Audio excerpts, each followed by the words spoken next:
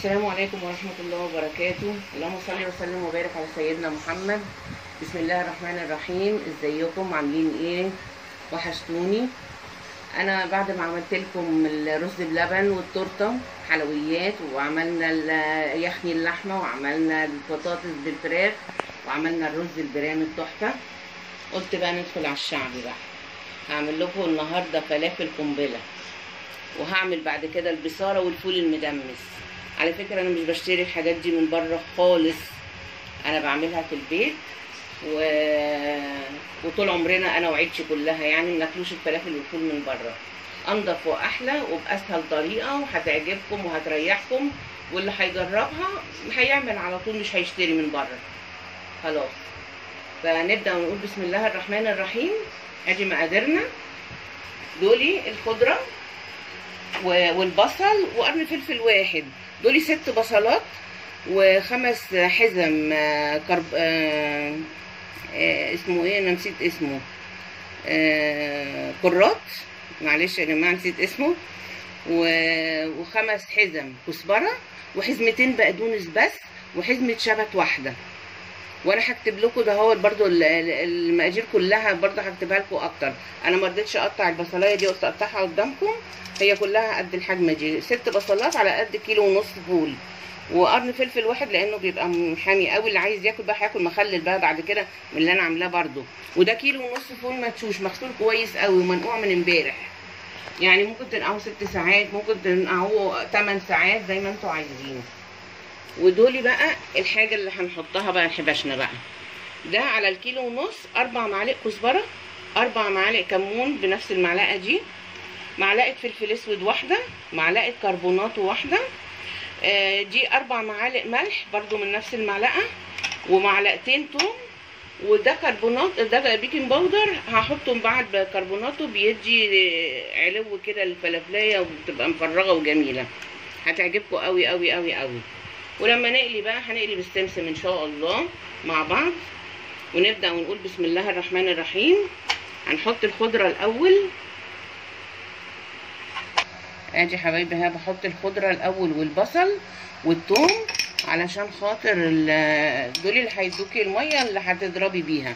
وهحط بقى الثوم بقى خلاص على كله، هشتغل فيه. وبعدين هحط الفول بسم الله الرحمن الرحيم، عشان الخضره هي اللي بتساعد على ضرب الفول.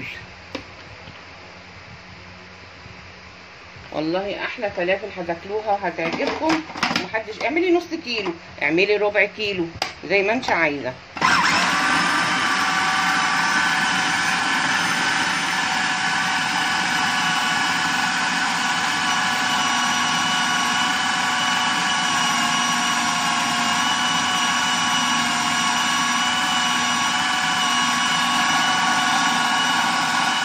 اهو يا حبايبي بسم الله الرحمن الرحيم. ضربت الفول مع الخضره مع البصل مع الثوم، ضربتهم، وادي بقى هحط البهارات واضربها ضربه كمان كده انعمها. بسم الله الرحمن الرحيم. دول 4 معالق كزبره، و4 معالق كمون، و4 معالق الملح،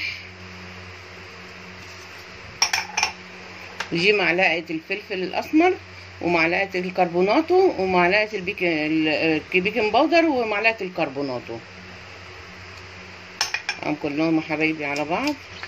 وهنقلب، وبعدين هديهم ضربه عشان البهارات تتجمع مع الفلافل كده، تخش في بعضها تبقى حلوه تتشرب منها.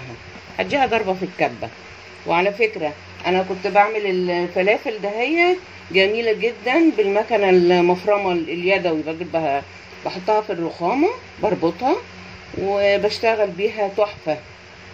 وفي بتاعه البصل الصغيره دي اعملي فيها ربع كيلو فلافل براحتك، ولما يخلص اعملي ربع كمان، طازه بطازه جميله، يعني سهله تعمليها باي حاجه، مش لازم كبه يعني.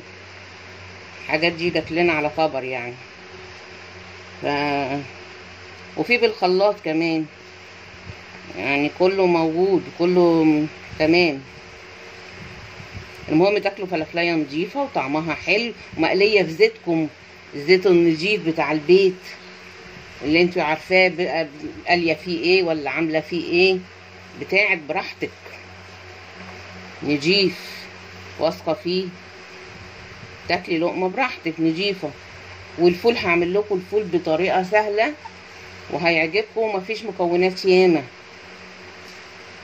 هعمل لكم كل حاجه والله، مش هحرمكم من حاجه. بس شير ولايك بقى وجماعه، ويعني ظبطوني يعني انتوا بقى. انا هعمل اللي عليا وانتوا اعملوا اللي عليكم. دلوقتي هضربها بقى ايه ضربه كده عشان بس ايه المكونات تدخل في بعضها. لكن هي كده جميله جميله جميله. بسم الله الرحمن الرحيم.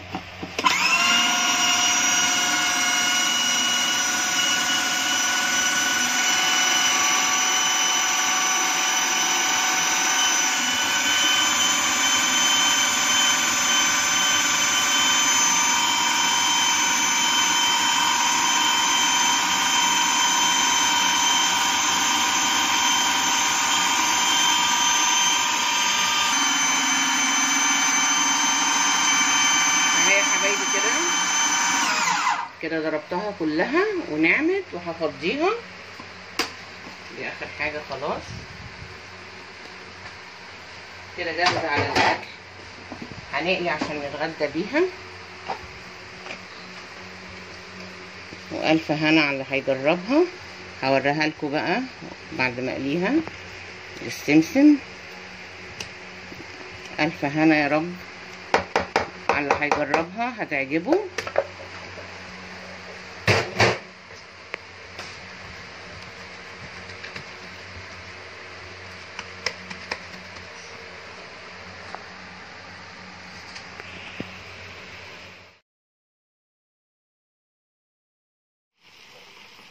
اهو يا حبايبي بنقلي الطعميه الجميله. احلى فلافل هتعجبكم قوي. بسم الله الرحمن الرحيم. ومعاها بيض مقلي بالبسطرمه. ده غدانا النهارده. يا رب يعجبكم ان شاء الله. تجربوا الفلافل وتعجبكم باذن الله.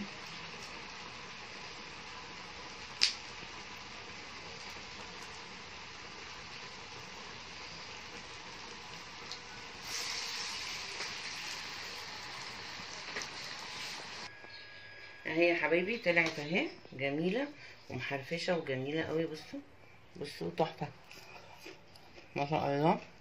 معاها بيض، معاها سلطه، معاها طحينه، تحفه. الف هنا. مش هوصيكم شير واشتراك كل حاجه. السلام عليكم.